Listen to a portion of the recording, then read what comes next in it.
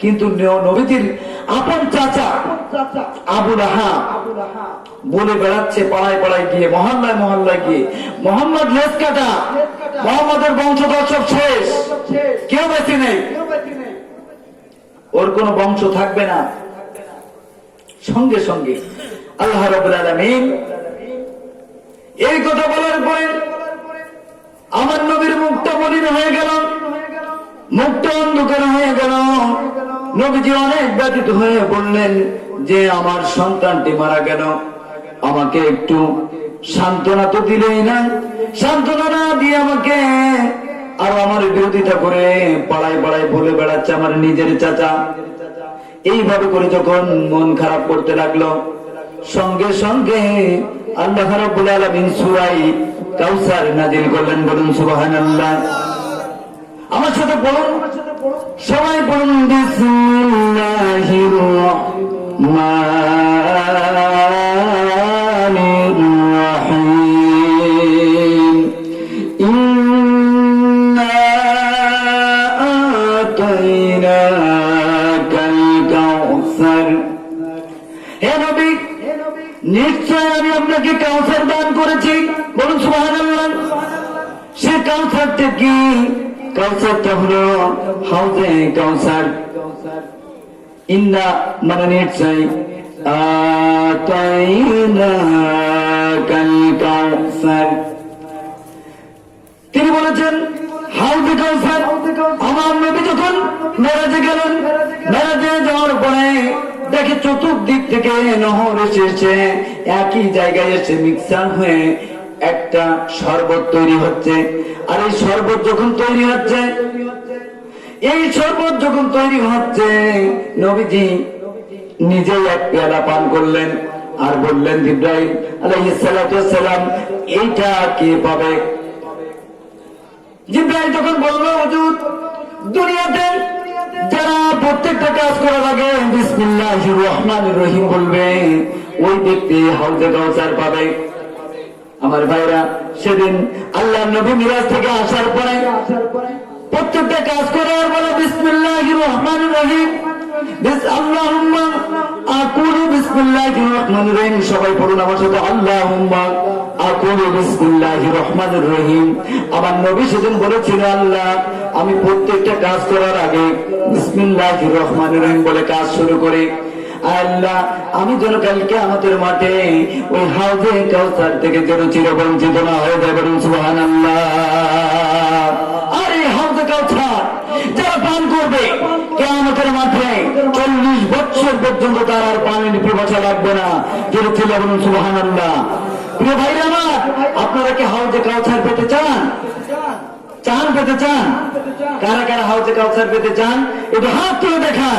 তাহলে আজকের মাহফিল থেকে আমরা শপথ করবো, প্রত্যেকটা কাজের আগে কি বলবো? বিসমিল্লাহির রহমানির রহিম। আমার ভাইরা, দ্বিতীয় আয়াতে তিনি বলছেন, ফাসাল্লি লিরাব্বিকা ওয়ানহার। তুমি নামাজ পড়ো এবং ধৈর্য ধারণ করো। যারা বিপদে পড়ে আল্লাহ রাব্বুল আলামিন তাদেরকে বলছেন, তুমি নামাজ পড়ো, ধৈর্য ধারণ করো। কারণ নামাজের মধ্যে তোমার সবকিছু পাওয়া যাবে। কুরআনুল কারীমের মধ্যে সূরা মুলক 2 নম্বর আয়াতের মধ্যে আল্লাহ রাব্বুল আলামিন বলেছেন, আমার সাথে বলুন সবাই, আল্লাযী খালাকাল মাউতা ওয়াল হায়াতা লিয়াবলুয়াকুম আইয়ুকুম আহসানু আমালা। বলেছেন আল্লাহু আকবার। আমার ভাইরা, সূরা মুলকের মধ্যে এই কথা বলেছেন যে বান্দার হায়াত এবং মওতের পরীক্ষা নেওয়া হবে। আর সেটা হলো সব থেকে বেশি হলো নামাজের। কিয়ামতের মাঠে 5টি প্রশ্ন করা হবে। কয়টি? কয়টি? এর কথা বলেন, কয়টি? তার 1 নম্বর প্রশ্ন হলো নামাজের। কিন্তু দুঃখের বিষয় হলো আমরা মুসলমান অনেকে নামাজই পড়তে বুঝি না। অনেকে আছে তাবিল আরকান, এক নামাজ থেকে এক সিজদা থেকে আরেকটি সিজদা, কতটুকু যেতে হবে এটা আমরা জানি না, অনেকেই জানি না। আল্লাহ রাব্বুল আলামিন বলছেন বান্দা এত নিকটবর্তী হয় নামাজের কারণে, যত যত নিকটবর্তী আর কোন ইবাদতের মধ্যে হতে পারে না। আল্লাহ রাব্বুল আলামিন বলছেন যখন বান্দা ফ্রেশ হয়ে উযু করে সে নামাজের জন্য দাঁড়িয়ে যায়, আর যখন রুকুতে চলে যায়, ওই সুজুদ যখন সে সিজদায় চলে যায়, আল্লাহ রাব্বুল আলামিন বলেছেন যখন বান্দা সিজদায় চলে যায়, ওই বান্দার ভিতরে আর আমার ভিতরে কোনো পর্দা থাকতে পারে না। জোরে চিল্লা বলুন সুবহানাল্লাহ। আমার ভাইরা, আমার নবীজি বলছেন মান তারাকা সালাত মুতাআম্মিদান ফাকাদ কাফার। যে ব্যক্তি ইচ্ছা করে নামাজ ছেড়ে দিল, সে আমার উম্মত আর থাকলো না, সে কাফির হয়ে গেল। মান তারাকা সালাত মুতাআম্মিদান ফাকাদ কাফার। আমার ভাইরা, আমার আলোচনা প্রায় শেষের পথে। আমি ছোট্ট একটি হাদিস বলে আমার আলোচনা শেষ করতে চাই। আল্লাহর নবী বিশ্ব নবী জনাব হযরত রাসূলুল্লাহ সাল্লাল্লাহু আলাইহি ওয়াসাল্লাম আও কামা ক্বালা নবী সাল্লাল্লাহু আলাইহি ওয়াসাল্লাম ওয়ান আলী রাদিয়াল্লাহু তাআলা আনহু, হযরত আলী রাদিয়াল্লাহু তাআলা হতে বর্ণনা করেছেন, নবীজি বলেছেন যে গাভী চেনেন আপনারা? গাভী আল্লাহর কাছে ফরিয়াদ করে আলহামদুলিল্লাহিল্লাযী খলাকতানি বাকারান। গাভী আল্লাহর কাছে ফরিয়াদ করে আল্লাহ তোমার কাছে আমি শুকরিয়া আদায় করি, কারণ তোমার মাখলুকাতেরা আমার গোশত খায়, আমার দুধ খায়, আমি শুকরিয়া আদায় করি তোমার, যে তুমি আমাকে গাভী বানাইছো, তুমি আমাকে গাধা বানাওনি। গাধা আল্লাহর কাছে ফরিয়াদ করেন আল্লাহ আমি তোমার কাছে ফরিয়াদ করি, আমি শুকরিয়া আদায় করি, তুমি আমাকে গাধা বানাইছো। আমি তোমার কাছে শুকরিয়া আদায় করি যে তোমার দিয়ে তোমার মাখলুকাতেরা আমার গাড়িটা নাই। কুকুর আল্লাহর কাছে শুকরিয়া আদায় করে আলহামদুলিল্লাহিল্লাযী কালবান। আল্লাহ তুমি আমাকে কুকুর বানাইছো, আমি শুকরিয়া আদায় করি, কিন্তু তুমি আমাকে খিনজির বানাওনি, শুকর বানাওনি। শুকর আল্লাহর কাছে ফরিয়াদ করে আল্লাহ তুমি আমাকে খিনজির বানাইছো, আমি তোমার কাছে শুকরিয়া আদায় করি। তোমার জমিনের খাদ্য খাই, তোমার জমিনে আমি বিচরণ করি, চলাফেরা করি, তোমার কাছে আমি শুকরিয়া আদায় করি, কিন্তু তোমার কাছে আমার আপনি যে সকালে ঘুম থেকে উঠে যেন আমার একজন বেনামাজের মুখ যেন আমাকে না দেখতে হয়। আমার ভাইরা, একজন বেনামাজের জন্য কিভাবে বলেছেন হাদিস শরীফে, আমার মনে হয় এই হাদিস শোনার পরে আর কেউ নামাজ না পড়ে থাকতে পারবে। আমরা আজকের মাহফিল থেকে আমরা শপথ নিতে পারি কিনা, শপথ নিতে পারি কিনা যে আর কোনোদিন জীবনে নামাজ ছেড়ে দেব না? পারে না ভাই? আমি আমার আলোচনা শেষ। আসলে এত অল্প সময়ের ভিতরে আমরা নতুন মানুষ গোছাই গাছাই কথা বলতে গেলেও একটু এলোমেলো হয়ে যায়।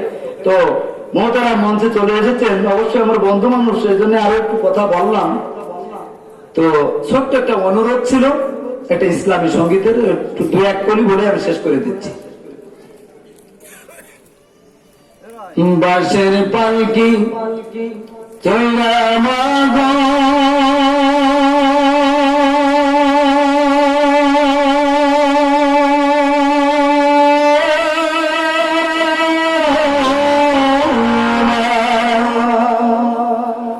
বাঁশের পালকি চৈরা মাগো যাও যে কোথায় চলে, কোথায় আবার ঘর বানাইলাম, যাও না আমায় বলে মাগো,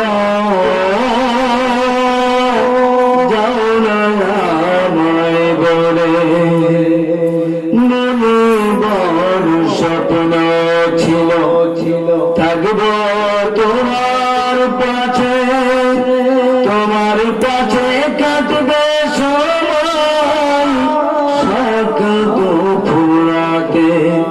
হে দয়াময় আমার মাকে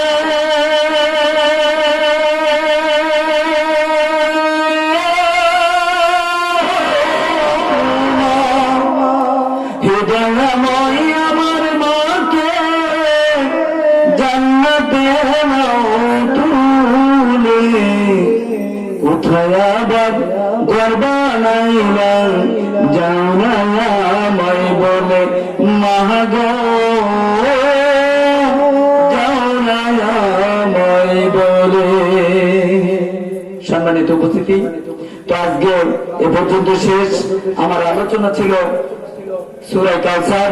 এতে আমি একটা গুরুত্বপূর্ণ আমলের কথা বলেছি।